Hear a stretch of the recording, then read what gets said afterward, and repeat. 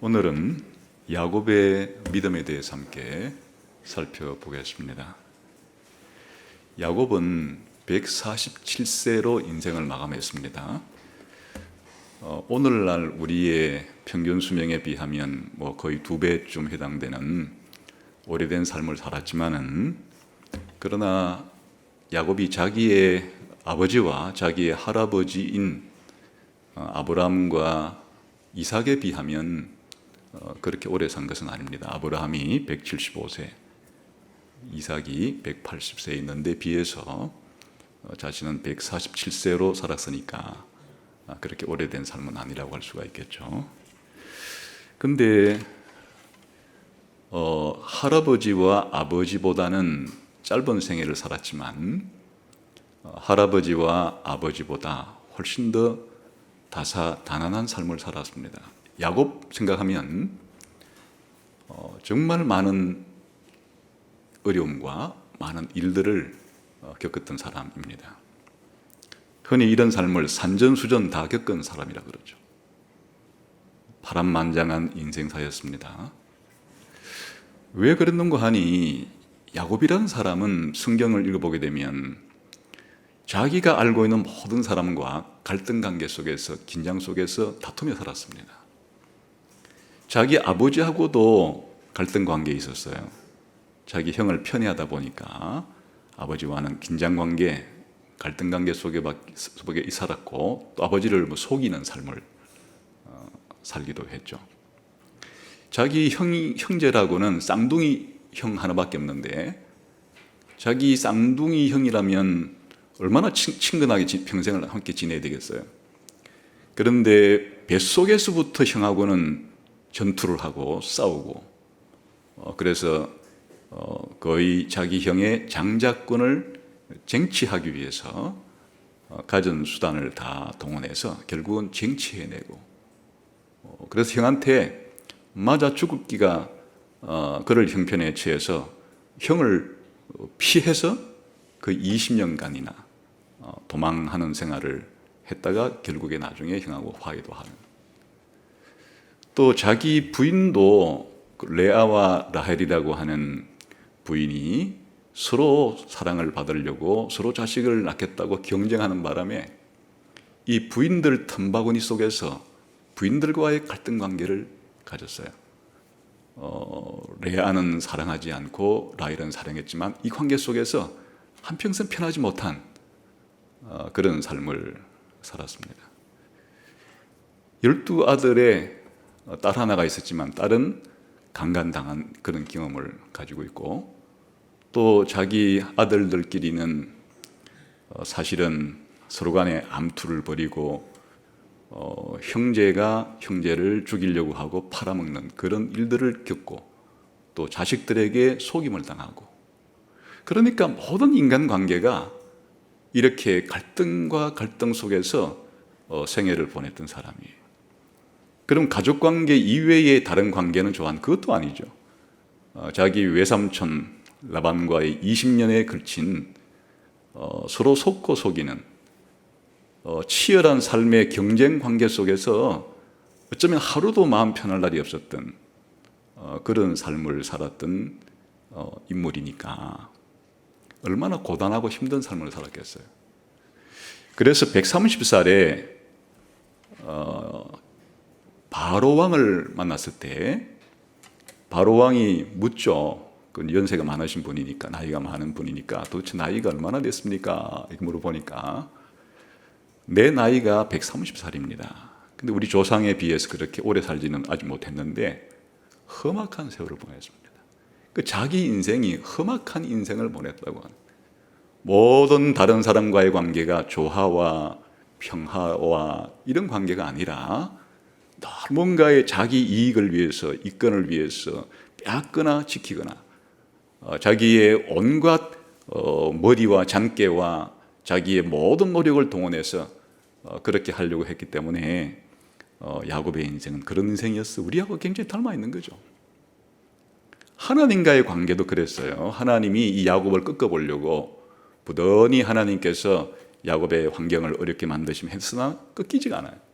결국에는 야복강에서 하나님이 이 야곱의 허벅지 뼈를 그냥 꺾어버리는, 뼈를 부러뜨리고, 그때서야 겨우 하나님께 항복하고 나온 사람. 이게 이제 야곱의 인생이었습니다. 그러나 이런 험악한 세월을 보냈음에도 불구하고 야곱에게 있어서 믿음의 관점에서 보게 되면 대단한 변화와 믿음의 성숙을 이룬 인물입니다. 성경이 보여주고 있는 야곱의 첫 생애와 야곱의 죽을 때 임종의 생애를 비교해 보면 거의 하늘과 땅 차이가 있다고 해도 좋을 정도로 야곱의 인격은 변화되었고 야곱의 믿음은 아주 성숙한 경지에 이르던 것을 볼 수 있습니다. 특별히 이 야곱은 야곱의 이름으로 이스라엘 국호가 정해진 사람이에요. 야곱으로부터 변화된 이름으로 하나님이 이스라엘이라고 해줬는데 그 이스라엘이 오늘날까지 이스라엘이 국호가 된 거예요.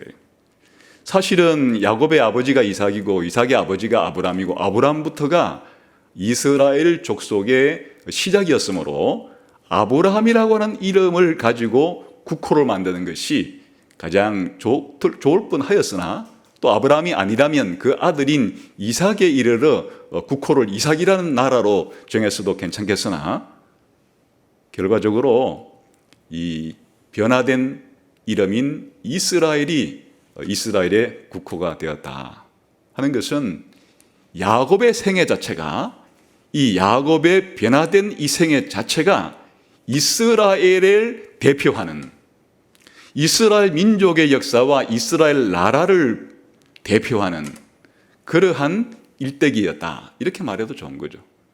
사실 역사적으로 봐도 이 야곱이라는 사람이 가나안 땅에 살다가 20년간 하란으로 가서 유배 생활을 하다가 다시 돌아와서 가나안 땅으로 돌아온 이런 일련의 삶은 이후에 이스라엘 백성의 족장들이 가나안 땅에 살다가 이집트로 유배를 갔다가 다시 가나안 땅으로 회복되는 그 야곱의 일대기가 곧 이스라엘 민족의 일대기를 표지판처럼 보여주는 그런 인생이라고도 할 수가 있겠죠. 그래서 이 야곱은 이와 같이 아브라함과 이삭과 야곱 중에서도 두드러진 인물이라고 할 수가 있겠습니다. 그래서 이제 성경의 기록 분량도 상당히 많아요. 아브라함이 12장인데 비해서 야곱도 야곱 중심으로 기록한 그 이야기만 25장에서 약 36장에 이르르지만 실제로 야곱의 죽음은 50장에 가서 끝이 나는 거예요. 그러니까 그 이후에도 자기 아들들 이야기 속에서 야곱은 함께 얽혀있기 때문에 사실 창세기 25장부터 창세기 50장까지가 야곱의 이야기다라고 해도 과언이 아니에요. 성경 50장, 창세기가 50장으로 되어 있는데 그 50장 중에 절반의 이야기가 야곱의 생애를 담고 있다. 그만큼 아주 중요한 인물이라고 할 수 있겠죠. 그러면 야곱으로부터 야곱의 믿음을 본받자고 할 때 야곱의 생애 동안 펼쳐진 사건이 굉장히 많기 때문에 여러 사건들 속에서 야곱의 믿음을 우리가 사례로 들어서 야곱의 믿음을 본받을 수 있지만은 특별히 오늘 히브리서 11장의 기자는 야곱의 그 수많은 생애 가운데 야곱의 임종시 죽기 직전에 야곱의 믿음을 사례로 들어서 우리에게 믿음을 본받자고 그렇게 이야기합니다. 사실 야곱의 일생은 믿음의 생애죠. 이 족장들의 생애라는 자체가 믿음의 생애이기 때문에 우리가 얼핏 생각하기에 자기 형이 받아야 될 자연적인 장자권을 뛰어넘는 장자권을 빼앗으려고 하는 그것도 수단과 방법은 잘못된 거지만은 그 장자권의 소중함을 가지고 장자권의 귀중함을 깨닫고 그것을 얻으려고 한 것은 그 믿음의 행동이에요. 자기 아버지로부터 형이 아버지에게 주려고 하는 축복을 그렇게 형의 분장을 해서라도 받아내려고 한 것도 그 수단과 방법이 정당한 건 아니에요. 그러나 그 족장이 가지고 있는 이 족장의 축복권 자체에 대한 그 열망을 가지고 그 오늘날로 말하면 구원의 축복을 얻어내려고 했던 것은 그 믿음의 행동이에요. 도망치는 과정 속에 하나님께서 베들레헴에서 나타나서 내가 너와 이제 평생 함께 해주겠다 약속했을 때 그걸 순수하게 받아들이지 않고 하나님 나를 무사히 잘 먹여주시고 입혀주시고 다시 돌아오게 해주시면 내 하나님으로 그렇게 삼겠다고 할 때 굉장히 이 조건적이고 상당히 자신이 하나님과의 관계에 있어서도 손해보지 않으려고 하는 뭐 이런 것이 있다 할지라도 여호와를 자신의 하나님으로 삼겠다고 하는 이 열망은 믿음이 표현된 거예요.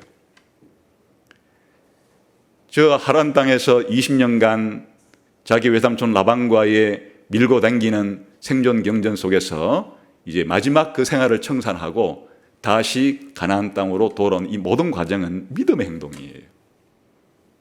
특별히 야복강가에서 처음에는 완강하게 하나님께 버텼지만은 하나님께 일격을 당하고 난 이후에 완전히 자기를 하나님께 복종시키고 하나님의 축복을 얻어내려고 했던 전 믿음의 행동들이에요.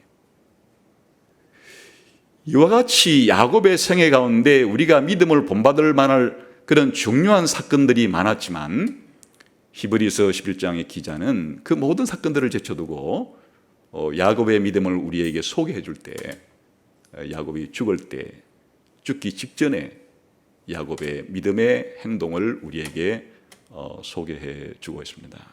왜 그런가 하면 사실 죽을 때 보였던 야곱의 이 믿음의 행동 속에는 전생애에 걸쳐 있는 죽기 직전에 자기 전생애를 회고하기 때문에 전생애를 회고하면서 이 모든 것들을 망라하는 그런 야곱의 믿음의 행동이 잘 드러나기 때문에 죽을 때 보였던 야곱의 믿음 속에서 야곱의 믿음은 가장 빛났던 것이에요. 그래서 이제 다른 사건들을 제껴두고 지금 야곱이 죽을 때 보였던 믿음의 행동을 소개하고 있다 이렇게 생각하셔도 좋겠죠. 자, 그러면 히브리서 11장 우리가 다시 한번 21절을 보겠습니다.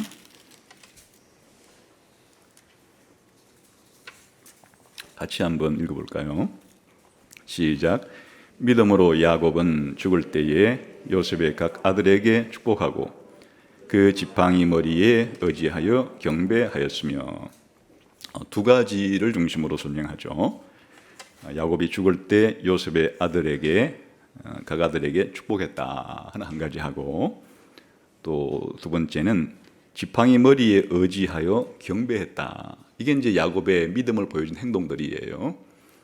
죽을 때 야곱의 각 아들 그 에브라임과 므낫세에게 축복을 해주고 또 지팡이에 의지해서 하나님께 예배를 드리는 이 모습이 야곱의 믿음의 행동, 믿음의 표현임을 보여주고 있습니다.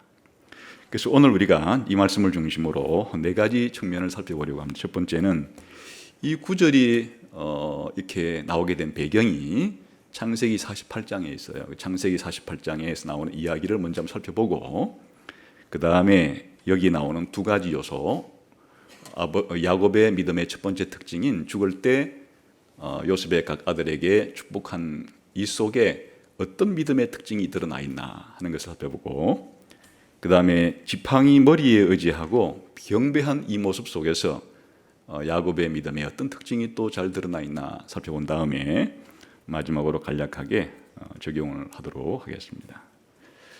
우선 창세기 본문으로 한번 돌아가 보겠습니다. 이렇게 평가하게 된 그 사실이 기록된 곳이 창세기에 나오죠. 한번 보겠습니다. 48장이 중심이긴 하지만 이야기의 시작은 47장 때부터 시작이 됩니다. 47장 29절부터 한번 읽어보도록 하겠습니다. 시작. 이스라엘이 죽을 날이 가까우매 그의 아들 요셉을 불러 그에게 이르되 이제 내가 내게 은혜를 입었거든 청하노니 내 손을 내 허벅지 아래에 넣고 인애와 성실함으로 내게 행하여 애굽에 나를 장사하지 아니하도록 하라. 내가 조상들과 함께 눕거든 너는 나를 애굽에서 메어다가 조상의 묘지에 장사하라. 요셉이 이르되 내가 아버지의 말씀대로 행하리이다. 야곱이 또 이르되 내게 맹세하라 하매 그가 맹세하니 이스라엘이 심상머리에서 하나님께 경배하니라. 이게 이제 아까 지팡이에 의지하고 하나님을 예배하니라라는 말이 나온 근거 구절이에요.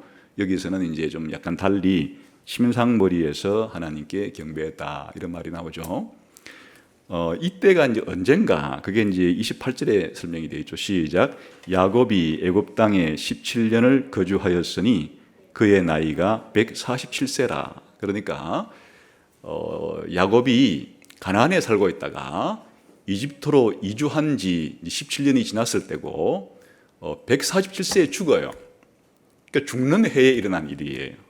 그 야곱이 죽는 해에 지금 죽는 해니까 자신의 죽음이 가까웠다는 거예요.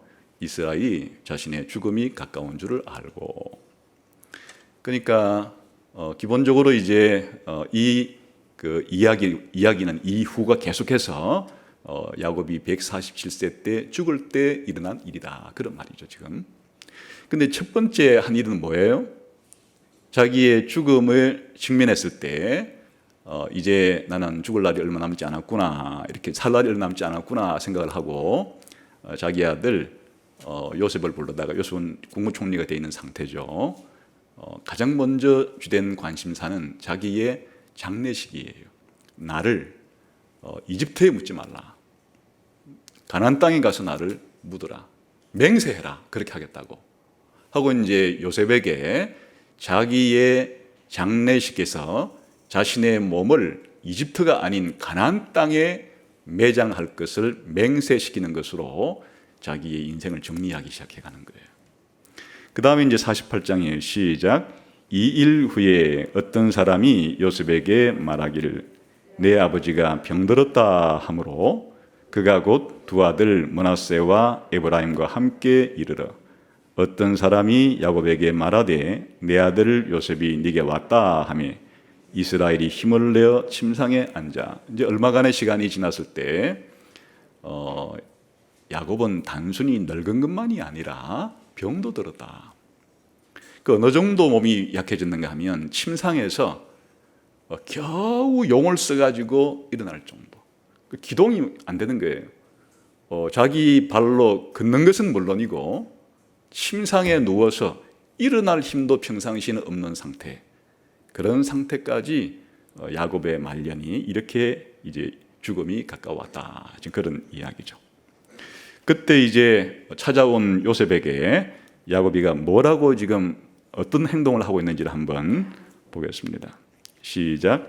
요셉에게 이르되 이전에 가나안 땅 루스에서 전능하신 하나님이 내게 나타나사 복을 주시며 내게 이르시되 내가 너로 생육하고 번성하게 하여 내게서 많은 백성이 나게 하고 내가 이 땅을 내 후손에게 주어 영원한 소유가 되게 하리라 하셨느니라. 이제 야곱이 자기 인생을 회고할 때 그래도 첫 번째 하나님이 자기를 만나 주신 사건이 베델에서 사닥다리 가운데 사닥다리 위와 아래를 천사들이 오르락 내리락 할 때 여호와의 사자가 서서 내가 너와 함께 주겠다라고 하는 그것을 이제 가장 인상 깊게 자기 평생의 첫 출발점이 되었기 때문에 그렇게 고백을 합니다. 그리고 이제 뭘 하려고 하는가 하면 요셉이 데리고 온 두 아들을 자기 자식으로 입양을 하려고 해요. 그게 이제 그 다음에 나오는 얘기예요. 한번 5절부터 봅시다. 시작. 내가 애굽으로 와서 내게 이르기 전에 애굽에서 네가 낳은 두 아들 에브라임과 므낫세는 내 것이라. 르우벤과 시므온처럼 내 것이 될 것이요 이들 후에 내 소생은 네 것이 될 것이며 그들의 유산은 그들의 형의 이름으로 함께 받으리라. 여기에 특징적인 것이 요셉의 아들인데 이 에브라임과 므낫세는 지금 요셉의 아들이에요. 근데 요셉의 아들을 누구처럼 만든다고 하는 거니까 르우벤과 시므온은 야곱의 첫째 아들, 둘째 아들이에요. 내가 네 아들을, 손자죠. 야곱으로 볼 때는 손자인데 요셉아, 너의 아들을 내 아들인 르우벤과 시므온처럼 내게 될 거다 하는 것은 이 요셉의 두 아들을, 손자를 자기 아들로 입양하겠다는 거예요. 그래서 유산을 줄 때 이 원래 부모가 자식에게 물려줄 유산이 이제 므낫세와 에브라임은 요셉에게 받아야 되는 건데 그게 아니고 야곱이 직접 이 에브라임과 므낫세를 다른 아들의 반열로 옮겨서 그 손자인 이 두 아들을 자식 반열로 옮겨서 그렇게 이제 유산을 주겠다는 것이니까 바로 양자로 입양하겠다 하는 그런 이야기예요. 그 이제 왜 그런 거 하니 이유를 설명했죠. 지금 다른 아들들은 다 내가 가나안에서 보고 손자까지 봤는데 지금 네가 이집트에서 낳은 두 아들은 내가 본 적도 없으니까 이제 이 두 아들을 네가 여기서 낳았다마는 네 아들이 아니고 이 이집트에서 낳은 이 아들은 내 아들이 될 것이다. 이렇게 이제 입양을 선포하는 겁니다. 그래서 이후에 나오는 것들이 이제 간단한 입양 의식이에요. 한번 7절 시작. 내게 대하여는 내가 이전에 밧단에서 올 때에 라헬이 나를 따르는 도중 가나안 땅에서 죽었는데 그곳은 에브라까지 길이 아직도 먼 곳이라. 내가 거기서 그를 에브라 길에 장사했느니라.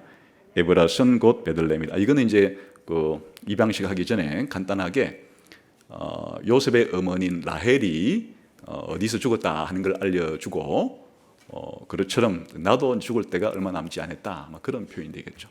그 다음부터가 이제 입양식입니다. 시작. 이스라엘이 요셉의 아들들을 보고 이르되 이들은 누구냐? 요셉이 그의 아버지에게 아르되 이는 하나님이 여기서 내게 주신 아들들입니다. 아버지가 이르되 그들을 데리고 내 앞으로 나오라. 내가 그들에게 축복하리라. 이스라엘의 눈이 나이로 말미암아 어두워서 보지 못하더라. 요셉이 두 아들을 이끌어 아버지 앞으로 나아가니 이스라엘이 그들에게 입맞추고 그들을 안고 요셉에게 이르되 내가 네 얼굴을 보리라고는 생각하지 못하였더니 하나님이 네가 내 자손까지도 보게 하셨도다. 요셉이 아버지의 무릎 사이에서 두 아들을 물러나게 하고 땅에 엎드려 절하고. 이게 이제 그림이 그려지죠. 요셉이가 데리고 온 두 아들을 무릎 속에 품고 그리고 안고 입맞추고 하는 이런 것들이 이제 아까 말로 표현한 이들을 내 아들로 삼겠다라고 한 것을 이제 행동, 상징적인 행동들을 통해서 일종의 이제 이 행동을 통해서 므낫세와 에브라임과 므낫세는 야곱의 손자였지만 야곱의 아들로 이렇게 이제 입양이 된 겁니다. 그 다음부터는 입양한 이 아들에게 이제 축복을 해주는 장면이에요. 그게 이제 13절부터예요. 시작. 오른손으로는 에브라임을 이스라엘의 왼손을 향하게 하고 왼손으로는 므낫세를 이스라엘의 오른손을 향하게 하여 이끌어 그에게 가까이 나아가매 이스라엘이 오른손을 펴서 차남 에브라임의 머리에 얹고 왼손을 펴서 므낫세의 머리에 얹으니 므낫세는 장자라도 팔을 엇바꾸어 얹었더라. 그가 요셉을 위하여 축복하여 이르되 내 조부 아브람과 아버지 이삭이 섬기던 하나님, 나의 출생으로부터 지금까지 나를 기르신 하나님, 나를 모든 환난에서 건지신 여호와의 사자께서 이 아이들에게 복을 주시오며 이들로 내 이름과 내 조상 아브람과 이삭의 이름으로 칭하게 하시오며 이들이 세상에서 번식되게 하시기를 원하나이다. 이제 입양식을 끝내고 이제 축복을 해주려고 했죠. 그래서 요셉이 두 아들을 다시 한번 또 이삭에게 가까이 데리고 와서 이제 축복 기도를 받도록 합니다. 그런데 므낫세가 요셉의 큰 아들이고 에브라임이 요셉의 둘째 아들이에요. 원래 자연적으로는 큰 아들이 장자권을 계승하게 되죠. 그래서 이제 요셉이가 자기의 오른손으로는 그 둘째 므낫세를 왼손으로는 첫째 잘 생각해야 될 것 같아요. 그러니까 이제 지금 데리고 갈 때는 아버지의 오른손으로 장자를 축복할 수 있도록 아버지 오른손은 자기 왼손이니까 왼쪽에는 므낫세를 데리고 가고 오른쪽에는 에브라임을 데리고 야곱에게 데리고 가면 야곱이 오른손으로 므낫세를 얹고 왼손으로 둘째 에브라임을 얹어 축복하도록 데리고 갔는데 갑자기 아버지가 이상 행동을 보이는 거예요. 팔을 눈도 안 보시는 분이 안 보이는 상태에서 팔을 어깨 맞아가지고 이렇게 오른손으로 차자인 에브라임에게, 왼손으로 장자인 므낫세에게 어깨 맞아서 지금 축복을 해줬다. 그런 얘기. 아주 특이한 일이니까 이렇게 기록을 해놓은 거예요. 그래 요셉이가 깜짝 놀라요. 아버지 이거 아닙니다. 이 순서가 틀렸습니다. 이게 말은 표현되어 있지 않지만 아버지가 지금 안 보이시도 그런 모양인데 이게 아닙니다. 아버지 손이 지금 틀렸어요. 그러면 안 됩니다, 아버지. 해서 요셉이가 가가지고 아버지 팔을 이렇게 벌려가지고 손을 원래 자기가 생각한 대로 이렇게 하려고 하니까 이제 지금 요셉이 아버지 야곱이 뭐라고 하는지 봅시다. 시작. 요셉이 그 아버지가 오른손을 에브라임의 머리에 얹은 것을 보고 기뻐하지 아니하여 아버지의 손을 들어 에브라임의 머리에서 므낫세의 머리로 옮기고자 하여 그의 아버지에게 이르되 아버지 그리 마옵소서 이는 장자이니 오른손을 그의 머리에 얹으소서 하였으나 그의 아버지가 허락하지 아니하여 이르되 나도 안다 내 아들아 나도 안다 그도 한 족속이 되며 그도 크게 되려니와 그의 아우가 그보다 큰 자가 되고 그의 자손이 여러 민족을 이루리라 하고 그날에 그들에게 축복하여 이르되 이스라엘이 너로 말미암아 축복하기를 하나님이 네게 에브라임 같고 므낫세 같게 하시리라 하며 에브라임을 므낫세보다 앞세웠더라. 마지막까지 읽겠습니다.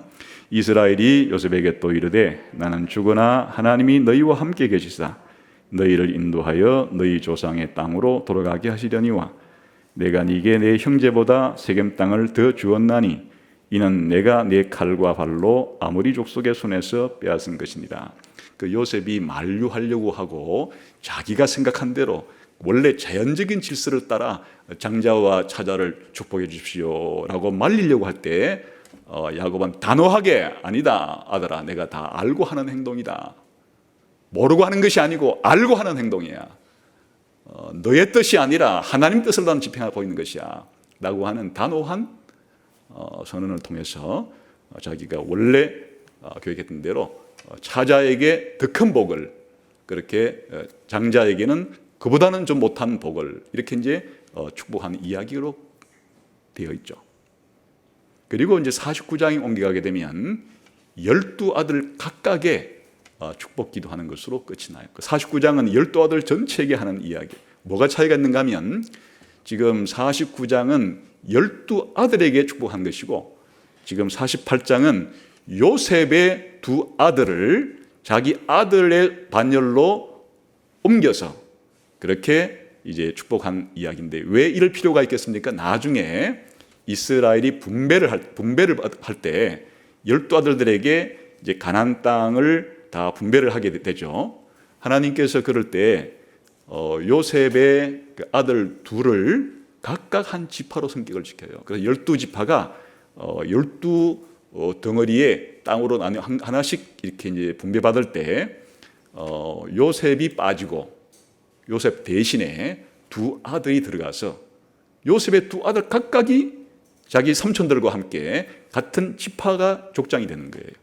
그래 이제 그 사유를 미리 밝혀 놓는 거죠.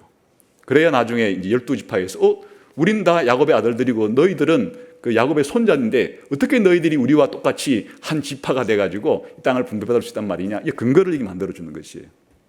그러니까 이 이야기를 바탕으로 히브리서 11장 21절이 야곱의 믿음을 이 사건을 가지고 지금 야곱이 죽을 때 요셉의 각 아들에게 축복하고 또 자기 지팡이를 의지해서 하나님께 경배했다. 이렇게 이제 요약을 하는 거죠. 자, 그러면 여기에서 이제 우리가 야곱의 믿음의 특징을 살펴보아야 되겠는데 죽을 때에 요셉의 각 아들에게 축복한 이 행동 속에서 야곱의 믿음이 특히 어떤 믿음이 드러났나 하는 것을 살펴보면 되겠죠. 첫 번째 가장 두드러진 것은 이 야곱의 믿음에서 죽을 때 보였던 믿음이에요. 이게 이제 강조가 되어 있는 거예요. 야곱이 지금까지 태어나서부터 많은 그 생애의 순간들마다 보인 믿음이 있었지만은 지금 히브리서 11장에서 강조하고자 하는 것은 야곱이 죽을 때 보였던 죽음이 임박했을 때 보였던 그런 믿음의 특징을 지금 설명하는 것이에요. 다시 말하면 야곱의 믿음은 그동안 살아왔는 동안에도 계속 믿음의 생애였지만 특별히 죽는 순간에도 믿음이 약해지지 않고 오히려 그 믿음이 더욱더 강한 믿음의 최상의 열매를 맺게 되었다 하는데 지금 강조를 두려고 하는 것이에요. 아까 우리가 창세기 47장 끝부분과 48장을 읽을 때 야곱의 말년의 특징은 뭐였어요? 야곱이 그 죽음이 임박했을 때, 죽음이 가까웠을 때, 야곱이 나이가 많아 눈이 보이지 않았을 때, 야곱이 병들었을 때 보인 믿음을 설명하고 있다. 여러분, 우리 인생은 말이죠, 우리 인간의 조상인 아담이 죄를 짓고 난 이후에 생로병사의 길을 피할 수가 없어요. 태어난 이후에 한 번 죽는 것은 정해진 것이에요. 그리고 이 태어난 이후에 나이가 들어가는 것은 정해진 것이에요. 또 아주 예외적인 일단의 사람들은 늙기도 전에 사실은 예상치 아니한 갑작스러운 죽음을 죽기도 하겠으나 대다수의 사람들에게는 이렇게 태어나서 나이가 많아지고 병들어 죽는 것이 일상적인 평범한 그런 과정이죠. 그럴 때 신자라고 해서 늙음을 피할 수는 없는 것이에요. 믿음이 좋으면 회춘이 일어나서 늙지 않는 삶을 사는 것이 아니에요. 아무리 믿음이 좋아도 나이가 들면 늙어가는 것이 그게 자연적인 하나님께서 아담의 후손에게 처하게 하신 형편이에요. 당연히 나이가 많아지게 되면 야곱의 경우에서 병들었다 그랬죠? 이 병이 드는 것은 믿음이 부족해서가 아니에요. 신앙인들도 신자라도 믿음이 좋아도 이렇게 병이 들 수 있는 것이에요. 질병 자체가 우리 인간에게 일반적인 아담이 범한 죄의 대가로 주어진 상황 가운데 하나예요. 믿음이 있어도 이렇게 나이가 들어 야곱처럼 자기 신상에서 가까스레 일어설 수밖에 없는 정도의 그렇게 나이가 들고 심지어 눈이 보이지 않는, 앞이 보이지 않는 그와 같은 끔찍한 우리 인생의 약한 말로를 가질 수 있는 것이에요. 그런데 오늘 우리에게 하나님께서 보여주고자 하는 야곱의 믿음은, 야곱의 믿음이 죽음이 가까웠을 때 조금도 퇴색되지 않았다. 야곱이 병들었을 때 심지어 자기의 눈으로 사물을 분간할 수 없는 시각장애의 질병까지 얻었을 때조차도 야곱의 믿음은 결코 약해지지 않았다. 믿음은 그럴 수 있다는 거예요. 하나님께서 우리에게 믿음을 주실 때 야곱에게 보여준 믿음의 중요한 특징은 우리 육신은 쇠할 수 있는 거예요. 육신은 나이가 들 수도 있고 육신은 질병에 들 수도 있지만은 그렇다고 해서 하나님이 주신 믿음이 그 나이에 따라서 약해지거나 또 질병에 따라서 약해질 필요는 없다. 믿음은 그런 것을 뛰어넘을 수 있는 위대한 힘을 가지고 있는 것이다. 나이가 들지 않게 하고 병들지 않게 하는 것이 아니라 나이가 들어도 병이 들어도 믿음은 점점 더 강해질 수 있다는 것을 보여주는 것이에요. 이게 얼마나 큰 소망이에요. 이 세상 사람들이 살아갈 때는 젊었을 때 꿈을 가지고 자신의 모든 노력을 통해서 인생의 업적을 성취하려고 하다가도 이제 나이가 들거나 병들면 모든 소망은 다 땅에 떨어지고 그야말로 죽을 날만 바라보면서 기력 없이 무기력하게 살아가는 것이 정상적이라고 생각하지만은 신자들에게 있어서 육체의 세함과 믿음의 성숙과는 별개의 문제예요. 오히려 우리의 믿음은 나이가 들수록 병이 깊어질수록 더 순수해지고 더 강해지고 더 성숙해질 수 있기 때문에 이런 믿음을 가지고 있을 때 노년이라 할지라도 질병 가운데 있다 할지라도 소망이 사라지지 않는 것이에요. 바로 야곱의 믿음이 그런 특징을 보여준 거예요. 죽을 때 야곱의 소망이 사라지지 않아요. 왜 그러냐? 믿음이 있기 때문이에요. 믿음으로 죽었기 때문에, 믿음으로 이 죽음을 맞이했기 때문에 야곱의 말년은 오히려 이 죽음이 임박했을 때, 질병이 심해졌을 때 더욱더 찬란히 빛을 발했다. 우리 인생이 이렇게 마감되면 얼마나 좋은 인생이에요. 야곱의 믿음은 그런 특징을 보여준다, 그런 말이죠. 두 번째, 여기서 우리가 찾아볼 수 있는 야곱의 믿음은 철저히 하나님과 하나님의 약속에 기초한 믿음. 다시 말하면 야곱의 믿음의 굳건한 대상은 바로 하나님이 아브라함에게 해주신 그 언약, 약속이에요. 이게 아브라함의 믿음과 이삭의 믿음도 그랬거니와 야곱의 믿음도 동일한 거예요. 그게 어디서 증거가 드러나는 거예요? 우리 한번 48장에 다시 한번 볼까요?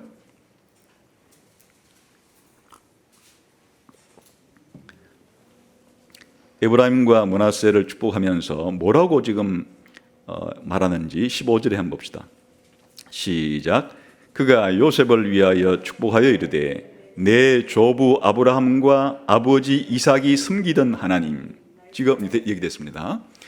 지금 야곱이 가진 믿음의 모든 원천은, 그 기초는 어디서부터 나오는 것인가 하니까 하나님이 아브라함의 하나님이고 하나님이 이삭의 하나님이라는 데 있는 거예요.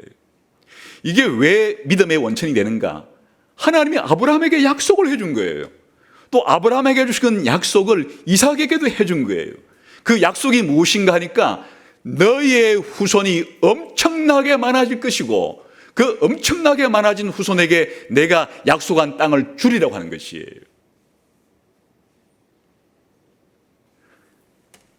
하나님께서 내 할아버지 아브라함을 택해서 아브라함과 언약을 맺고 아브라함에게 약속한 바가 있는데 하나님은 그 약속을 지키시는 분이라고 하는 하나님에 대한 믿음이에요. 또 하나님이 한 약속에 대한 믿음이에요. 그 약속은 반드시 이루어질 거라는 믿음이에요. 이게 아브라함이 평생 살아갈 때 붙잡았던 그 믿음이었고, 이게 그 아들 이삭에게도 전수된 믿음이었고, 이게 또다시 야곱에게까지 전수되어서 야곱이 평생을 살아왔고 마지막 죽는 순간까지도 놓지 않고 싶던 것은 아브라함의 하나님, 이삭의 하나님, 바로 아브라함에게 약속해서 지키시는 하나님, 내 아버지 이삭에게 약속하고 지키시는 하나님, 그 하나님이 야곱의 삶을 이끌어왔던 원동력이자 삶의 마지막 순간까지도 소망의 빛을 가질 수가 있었던 믿음의 원천은 바로 아브라함의 하나님, 이삭의 하나님, 언약의 하나님, 약속하시고 약속을 지키시는 하나님이다. 이게 모든 족장들의 믿음의 대상이고 또 달리 말하면 믿음의 원천이고 원동력이고 그런 거죠. 그뿐 아니라 그 아브라함의 하나님과 이삭의 하나님이 자기에게도 나타나서 약속을 해주신 거예요. 그게 아까 설명했죠. 내가 루스는 베델의 옛 이름이에요. 내가 베델에서 도망치려고 잠들어 있을 때 하나님이 나타나서 해주신 약속은 바로 할아버지 아브라함에게 동일한 약속이고 아버지 이삭에게 약속했던 동일한 약속이에요. 그러니까 이삭이라는 인물을 이해할 때 이 마지막 죽음의 순간에도 믿음의 빛을 끄트리지 않았던 것을 이해하려고 할 때 바로 가장 중요한 핵심은 하나님은 언약을 맺으시는 분이시고 약속하시는 분이시고 자신의 약속을 반드시 지키시는 분이라는 것에 대한 그런 믿음. 이게 오늘날 신자들도 똑같은 것이에요. 오늘날 우리 신자들은 더 그 앞에 목록이 늘어나죠. 천지 창조의 하나님, 아담과 하와의 하나님, 아벨의 하나님, 에녹의 하나님, 노아의 하나님, 아브라함과 이삭과 야곱과 요셉의 하나님, 모세와 요수아의 하나님, 다윗과 솔로몬의 하나님, 이사야와 예레미야와 에스겔과 다니엘의 하나님, 아니 신약 시대의 바울과 베드로와 야고보의 하나님이 구약 성경과 신약 성경에서 약속한 것을 반드시 지킬 것이라고 하는, 한마디로 말하면 하나님의 백성들은 영원한 천국으로 데리고 가신다고 하는 이게 모든 시대의 하나님 백성과 모든 시대의 신자들이 이 땅을 살아가면서 죽을 때조차도 믿음의 빛을 끄트리지 않고 환하게 비칠 수 있는 믿음의 대상과 믿음의 원천이라 그 말이죠. 이걸 오늘날의 말로 바꾸면 하나님과 하나님이 약속한 성경의 인도를 받고 성경의 이끌림을 받고 성경을 목적으로 해서 그 성경을 성취해 주실 하나님을 바라보는 신앙이다. 이게 바로 신자와 불신자의 근본적인 차이 아니에요? 본질적인 차이 아니에요? 그런 면에서 모든 신자들은 이 야곱 같은 믿음을 다 가지고 있는 것이에요. 우리가 하나님의 말씀인 이 성경은 하나님이 약속한 대로 반드시 지키실 하나님의 말씀이라는 믿음을 가지고 살아가는 사람들은 우리도 이런 야곱과 같은 믿음을 가진 사람이라 생각할 수 있는 거죠. 그 다음에 세 번째의 이 사건 속에서 드러나는 중요한 야곱의 믿음의 특징 가운데 하나는 자기의 전생애를 돌아보면서 자기의 전생애가 하나님의 보호와 인도하심이 있는 섭리적인 생애였다. 달리 말하면 나의 모든 지난 생애는 좋은 일이든 나쁜 일이든 힘든 일이든 좋은 행복한 일이었든지 간에 다 하나님이 나를 보호하고 인도하시는 과정 속에 있는 삶이었다 라고 하는 믿음이에요. 그게 어디에 잘 드러나 있는지 한번 16절 앞부분까지 다시 읽어봅시다. 시작.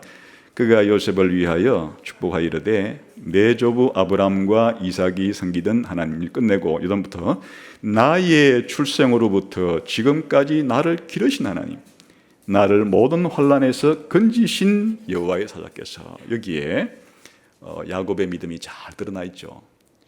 이제 임종의 순간이니까 죽기 직전이니까 자기의 일생을 파노라마처럼 회상해 볼 때 자기의 전생애가 사실은 태어나서부터 지금 죽기 직전인 지금까지 하나님이 뭐 했다고요? 나를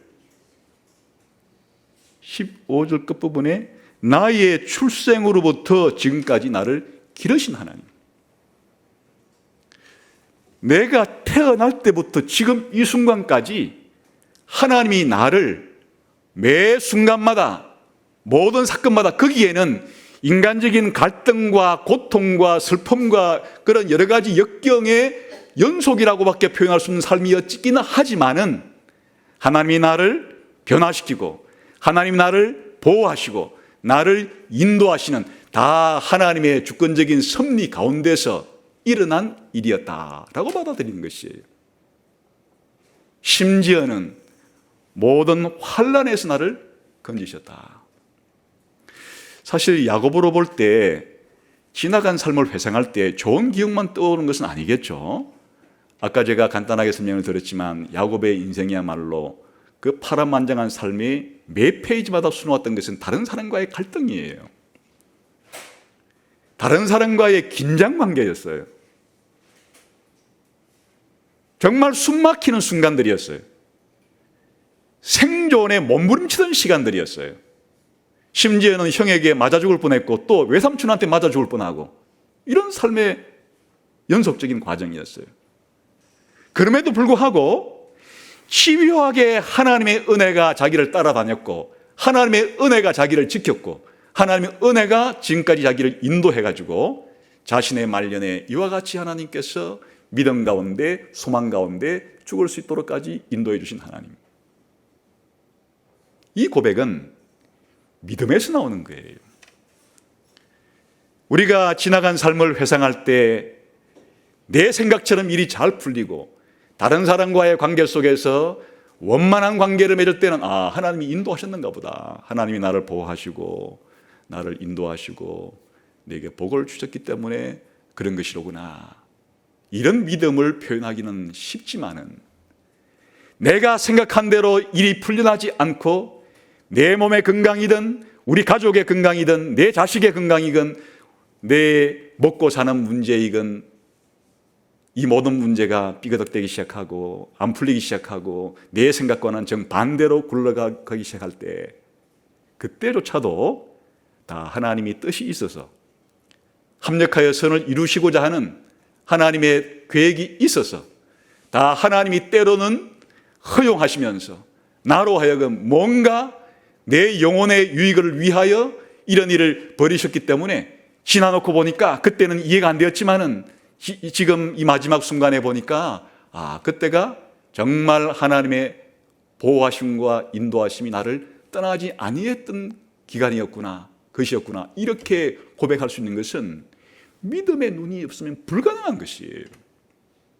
믿음이 없이는 그렇게 받아들일 수가 없는 것이에요. 믿음이 없을 때는 모두 남 탓을 하는 것이에요. 왜 아버지가 편애를 해가지고 형만 사랑하고 나는 쌍둥이인데도 불구하고 나를 이렇게 모질게 대할 수가 있어? 자기 아버지 탓하겠죠. 자기 인생이 꼬이기 시작한 그 출발점이. 아니 왜 내가 이 형하고 이렇게 태어났는데 왜 형하고의 관계에 있어서 내가 이렇게 둘째로 태어나야만 했어? 그 불만일 수 있겠죠.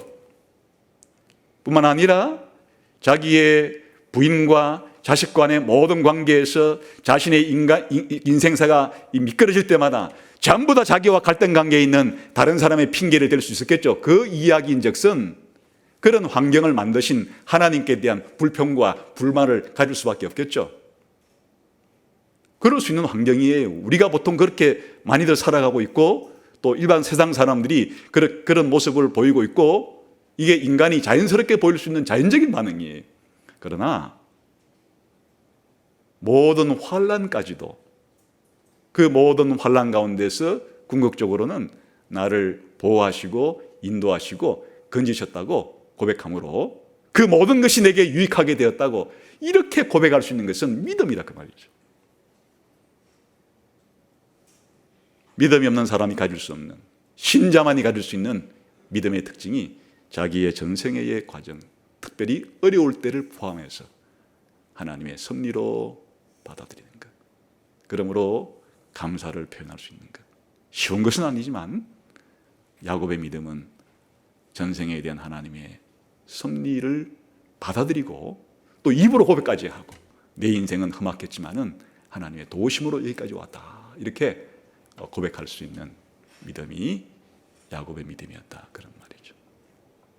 물론 우리가 아직 인생을 다 살지 않았지만은 현재 순간에서 뒤를 돌아볼 때도 같은 고백을 할 수 있는 거죠. 우리가 철들고 난 이후부터 돌아보게 되면 힘들지 않은 삶을 살았던 사람이 어디 있겠어요?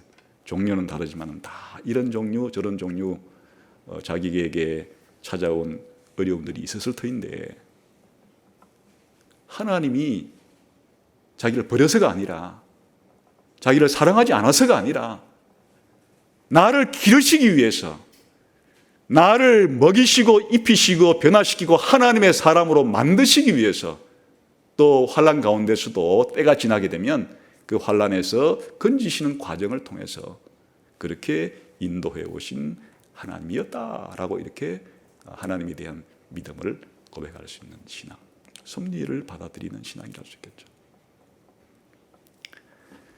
더 나아가서 이곳에서 보인 그 야곱의 믿음의 중요한 특징은 굉장한 성숙한 분별력을 가진 믿음이죠. 이게 이제 주된 요지를 이루는 거 아니겠어요? 아까 전에 왜 야곱의 두 아들, 요셉의 두 아들인 므낫세와 에브라임이, 자연적인 출생은 므낫세가 형이고 에브라임이 그 동생인데, 그 오른손으로 더 큰 복을 상징하고 왼손으로 더 장자가 아닌 복을 상징하는 축복을 할 때 어긋맞겨서 이렇게 하려고 했나? 그 요셉이가 반대할 정도로, 그러지 말라고 했는데도 하는 것은, 이게 야곱의 믿음이 말년에 얼마나 성숙해졌는가를 보여주는 거예요. 이것은 자기 아버지 이삭과 비교해 보면 너무나 큰 차이가 나는 거죠. 이삭은 우리가 지난 시간에 살펴보았듯이 하나님이 태어날 때 이미 큰 자가 어린 자를 섬길 거라고 다 계시까지 다 해준 상태에서, 이삭은 그 하나님의 뜻을 어기고 자기 뜻대로 그 순서를 바꾸어서 축복하려고 해서 하나님이 어찌 보면 개입해가지고 그렇게 하나님 뜻대로 돌이킨 정도였으니까 이삭의 말년의 믿음의 이 수준은 분별력이 부족한 그런 믿음이 없다고는 말을 못하지만은 분별력이 부족하다는 것은 믿음이 미성숙했다는 뜻이기도 한 거예요. 그러나 이 아들 되는 이삭의 아들 되는 야곱은 말년에 똑같이 앞이 안 보이는 상황에 처했을 때 하나님의 뜻이 어느 곳에 있는지에 대해서 육신의 눈은 보이지 않았지만은 영적인 눈이 훤히 밝아가지고 그렇게 자기 아들의 반대에도 불구하고 확신 속에 하나님께서 주신 뜻대로 그렇게 하는 것은 야곱의 믿음이 그 말년에 노년에 임종 직전에 얼마나 분별력 있는 성숙한 신앙이 되었는가 하는 것을 보여주죠. 여기에 있어서 사실은 이제 이렇게 하나님이 에브라임에게 오히려 더 모나스보다 더 큰 복을 주시려고 하는 하나님의 계획을 가지고 있다. 뭐 이런 이제 분별력뿐 아니라 또 이렇게 하는 행동 자체는 무엇을 의미하는가 하면요, 요셉을 장자로 임명하는 것이에요. 원래 나중에 모세 율법을 보게 되면 장자가 받을 장자권 중에 하나의 특권이 무엇인가 하면 2배의 유산을 상속받는 거예요, 장자에게. 그래서 이제 르우벤은 장자의 자격이 상실했다. 비록 큰아들이지만 이 장자의 장자권은 사실은 요셉에게 넘어간 거예요. 그래서 요셉의 2 아들을 다른 자식들처럼 입양을 하게 됨으로써 장차 이스라엘 12지파가 가나안 땅을 분배받을 때 결과적으로 요셉은 2 몫을 분배받은 것이, 다른 형제들은 다 12개 중에 하나를 분배받을 때 요셉은 12개 중에 2개를 분배받은 것이, 자기의 2 아들들이 다 분배받음으로. 그러니까 하나님께서 이 누구에게 다 이와 같은 장자권을 주시려고 하는지에 대한 분별력이 그의 말년에 선명했다는 뜻이에요. 심지어는 그 자기 아들 요셉이가 지금 반대하는데 지금 요셉과 자기는 어떤 입장이에요? 자기 아들은 애굽의 국무총리예요. 요셉의 아들은, 야곱의 아들 요셉은 자기 아들이긴 하지만 그 왕하고 거의 버금가는 수준의 왕 다음의 자리이긴 하지만 모든 실권을 다 가지고 있는 그런 자리의 아들이 이제 침상에서 자기 힘으로는 제대로 일어서지도 못하는 아버지를 만류할 때, 자기 자식이긴 하지만 그 만류를 뿌리치기가 쉬운 문제예요. 그러나 단호하게 이 문제는 하나님께서 영적으로 무엇이 옳다고 해준 거기 때문에 네가 아무리 반대를 한다 할지라도 이건 내가 네 뜻을 따를 수가 없는 문제다. 뭐 다른 것이야 내가 다 들어주겠지만은 이 문제는 네 뜻대로 해서는 안 되는 문제야. 이 얼마나 단호한 성숙함이에요. 이게 바로 야곱이 말년에 보여준 믿음의 중요한 특징이었다, 그런 말이죠. 여기에 성숙하다는 것은 오늘날의 용어로 볼 때 일반 은혜와 특별 은혜의 분간을 잘한다는 뜻이기도 한 거예요. 이 축복을 내리는 이 축복이 바로 무슨 축복인지에 대해서 그 내용을 안 거예요. 무슨 뜻인가 하니까 지금 한번 그 16절 한번 봅시다. 에브라임과 므낫세에게 야곱이 지금 축복한 내용이 뭔지를 한번 봅시다. 16절 시작. 나를 모든 환난에서 건지신 여호와의 사자께서 이 아이들에게 복을 주시며, 어떤 복을 달라는 거예요? 시작. 이들로 내 이름과 내 조상 아브라함과 이삭의 이름으로 칭하게 하시오며 이들이 세상에서 번식되게 하시기를 원하나이다. 이게 표현이 이렇게 됐는데 쉽게 설명하면 하나님이 아브라함에게 그한 약속이 이 아들들을 통해서도 번성해서 후손들이 번성하게 될 것을 바란다는 뜻이고, 더 중요한 표현은 아브라함의 이름, 이삭의 이름, 야곱의 이름으로 이들이 칭하게 해 주시오며, 이게 무슨 뜻이겠어요? 바로 이들은 아브라함의 하나님, 이삭의 하나님, 야곱의 하나님이 그들의 하나님이 되어서 아브라함의 자손이 되고 이삭의 자손이 되고 야곱의 자손이라 불리는 것은 곧 하나님의 사람, 하나님의 백성으로 불릴 것이다 라는 거 아니에요? 무슨 말인가 하니까 지금 여기서 야곱이 말년에 힘을 써서 이 야곱의 두 아들을 양자로 삼아서 축복해 주려고 하는 것은 오늘날로 말하면 일반 은혜가 아니란 말이죠. 특별한 은혜예요. 구원의 은혜, 영적인 은혜. 지금 사실은 야곱이 축복하려고 하고 있는 이 에브라임과 므낫세는 인간적인 눈으로 볼 때, 이 세상적인 성공의 기준으로 볼 때 이미 성공한 사람들이에요. 애굽의 국무총리 아들들이에요. 당대 세계 최강대국의 최고 실권자의 아들들이에요. 요즘식으로 말하면 다이아몬드 수저를 물고 태어난 친구들이에요. 여기에 모든 부와 모든 권력과 모든 명예를 한 손에 다지고 있는 아이들인데 왜 이 아이들에게 무슨 축복을 해준다는 거예요? 만일 부유함과 권력과 명예와 이런 것들이 세상이 말하는 복이라면 이들에게 더 이상 줄 복이 없어요. 다 받은 복들인데.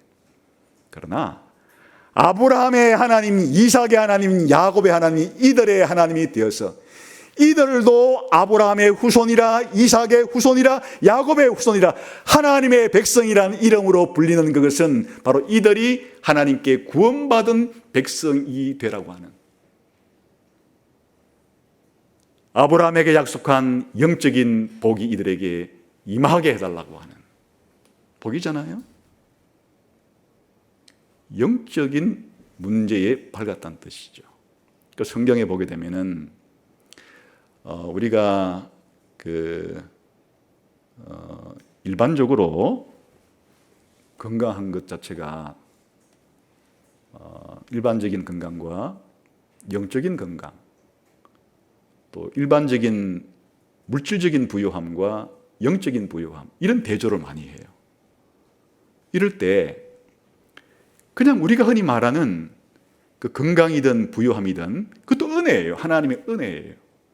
그러나 우리 신자들에게는 일반적인 건강의 복이나 일반적인 부유함의 복보다 영적인 건강함과 영적인 부유함이 훨씬 더 중요하다고 가르치는 것이 영적인 감각이에요. 이 세상의 불신자들은 아무리 건강해도 육신의 건강까지밖에는 감각할 수 없어요. 영혼의 건강함이라는 것을 알지 못하는 거예요. 이 세상의 사람들은 이 물질적인 부유함에 대해서는 민감하지만은 이 영적인 부유함, 다시 말하면 믿음의 건강과 믿음의 부유함의 소중함에 대해서는 모르는 것이에요. 영적인 성숙이란 그걸 가리키는 거예요. 라오디게아 교인들은 나는 부자라 부요하여 부족한 것이 없다 큰 소리치면서 살았지만 예수님 볼 때 참 불쌍하다. 너는 가난하고 헐벗고 눈이 멀어 있다. 스무나 교회 교인들은 육신적으로 찢어지게 가난한 삶과 박해 속에 생존의 위협을 받고 있었으나 예수님 말씀하시기를 너희는 부자라. 무슨 부자란 뜻이에요? 영적인 부자이고 믿음의 부자라는 거예요. 그러니까 야곱의 말년에 있어서 바로 이 분별력, 이 영적인 분별력이 최고도에 달했다 그 말이죠. 여러분, 믿음이 좋고 나쁘고는 뭘로 알 수 있는 것이에요? 바로 이 영원한 하나님 나라에 속한 구원의 복과 영적인 복은 일반 은혜도 좋은 것이긴 하지만 이보다 비할 데 없이 영원하고 중요한 복이라는 생각. 그래서 사실은 우리가 복이라고 부르는 것들도 이 영적인 복에 도움이 되면 좋은 것이겠거니와 영적인 복에 지장을 준다면 가차없이 그것도 복이라고 말하지 않을 수 있는 분별력. 그게 성숙함이죠. 일반적으로는 건강한 게 좋으나 건강해서 죄를 짓는다면 그 건강이 오히려 영혼을 해치는 것이 된다 그러면 그것이 복일 리가 없고, 일반적으로 돈이 많은 것이 좋은 것이긴 하지만은 돈 많기 때문에 교만해서 하나님을 의지 않고 믿음이 약해진다면 돈 많은 게 그게 복이 될 수 없고 저주받게 될 수가 없는 거 아니에요? 반대로 몸이 약하기 때문에 더 하나님에 대한 믿음이 커진다면 그 질병과 약함은 그게 저주가 아니라 그게 화가 아니라 그 복이 되는 거 아니에요? 그런 눈으로 이 세상을 바라볼 수 있는 분별력 있는 눈이 그게 바로 영적인 성숙함이라는 거예요. 이게 야곱의 말년에 이 영적인 성숙함이 최고도로 달했다. 이런 믿음의 특징을 보여주고 있죠. 마지막으로 우리 한 가지 그냥 시간 관계상 이 전체의 분위기를 좌우하는 것은 뭐였어요? 처음에 자기가 죽음에 임박했을 때 요셉 불러다가 제일 먼저 한 일이 뭐였어요? 자기의 그 죽었을 때 이 매장지 문제. 나를 이 이집트에 묻지 말고 가나안 땅에 묻어라. 확실히 맹세까지 해라. 그러니까 첫 관심이 가나안 땅으로 돌아가는 거였어요. 그리고 또 요셉에게도 내가 모든 자식들에게 땅을 주겠지만 유산으로 앞으로 물려주겠지만은 너에게는 저 세겜 땅까지 얹어줄 것이다. 이 땅에 대한 생각. 그리고 또 나중에 우리가 안 읽었지만은 49장 끝에 가면 12아들에게 다 일일이 복을 주고 난 다음에 또다시 자기를 가나안 땅으로 매장하라고 그렇게 하는 것. 그러니까 야곱의 믿음의 가장 중요한 특징은 가나안에 대한 열망. 이 가나안이 지금까지 우리가 계속 살펴봤듯이 이 신약 성경을 옮겨오게 되면 하나님이 아브라함에게 약속한 가나안 땅을 신약 성경에서는 영원한 천국, 영원한 본향이라고 말하는 거예요. 그러니까 이 야곱도 아브라함과 이삭이 가졌던 영원한 본향에 대한 그 믿음, 영원한 천국에 대한 그 믿음으로 말년에 활활 불탔다 그런 말이죠. 시간이 많이 지났는데 그 다음에는 그 지팡이에 의지하고 예배했다는 것은 바로 이 지팡이가 상징하는 자체가 나그네 인생길이에요. 그 야곱은 자기 인생길을 바로를 만났을 때도 내 나이가 130살인데 내 나그네 길이 130살이었고 내 조상들의 나이에는 미치지 못하지만 내 조상들도 나그네 같은 삶을 살았다고 이렇게 고백하는 거예요. 그러니까 야곱이가 이렇게 지금 나이 많고 병들었을 때 자기 인생을 돌아볼 때 이 자체가 나그네 인생이었다는 것을 상징적인 지팡이를 의지하고 또 그의 마지막 삶의 모습이 예배하는 모습이에요. 우리가 나이가 많다고 병들었다고 이렇게 예배를 드릴 수 없는 것은 아니에요. 이 나이가 많아도 병들어도 심지어 예배의 자리에 우리 모두가 공적으로 예배 드리는 자리에 못 나온다 할지라도 병상에서 있거나 혹은 침상에서 그렇게 있다 할지라도 야곱은 자신의 마지막 삶을 이 침대에 고추 세워가지고 그렇게 머리를 숙여서 하나님께 예배하는 모습으로 자기 인생의 마지막을 보여주는, 다시 말하면 신자의 삶은 나그네 인생이긴 하지만 이 땅에서 예배자의 삶을 살아가는 것이다 라고 하는 것을 온몸으로 보여주고 있는 이런 특징을 가지고 있었죠. 적용하자 그러면 우리가 매 순간순간 우리의 믿음을 드러낼 좋은 기회이긴 하지만 특별히 야곱의 믿음을 통해서 볼 때 나이 많음이, 병들음이, 죽음이 우리의 믿음을 약화시킬 수 없다.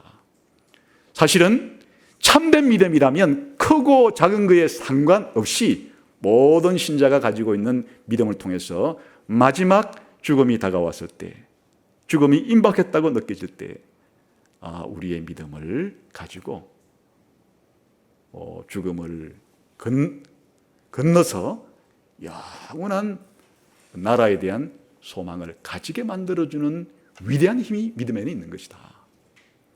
지금 혹시 연세가 많으시거나 또 깊은 병중에 있는 분들이 다른 건강한 분들과 젊은 사람들을 볼 때 낙심해서 나는 이제 내 인생 다 살았다 그렇게 생각할지 모르시겠으나 그럴 필요가 없어요. 야곱을 보세요. 오히려 여러분의 육신의 나이와 육신의 건강은 쇠할 대로 쇠짓할지라도 반드시 여러분의 믿음까지 그럴 필요는 없는 것이에요.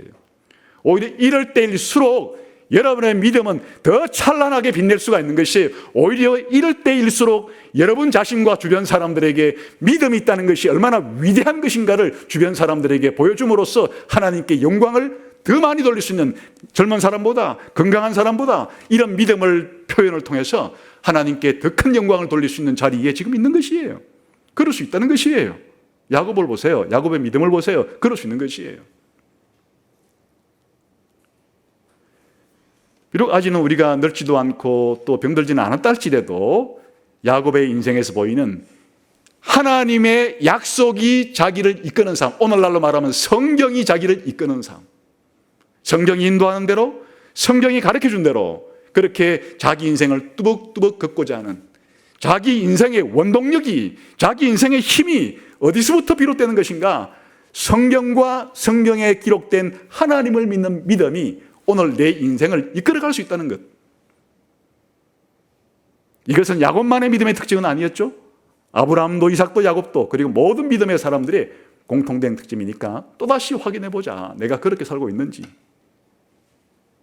그리고 우리 인생을 나그네처럼 인식하면서 예배자로서의 삶을 우리가 죽기 전까지 잃어버리지 말고 죽기 전까지 예배자의 삶을 신실하게 살다가 영원한 천국으로 들어갈 소망을 가지고 살아가자. 이런 것들이 야곱의 믿음을 통해서 우리가 배울 수 있는 믿음의 소중한 교훈이 되겠습니다. 이런 믿음이 여러분에게도 충만해지시기를 주님의 이름으로 축원합니다. 기도하겠습니다.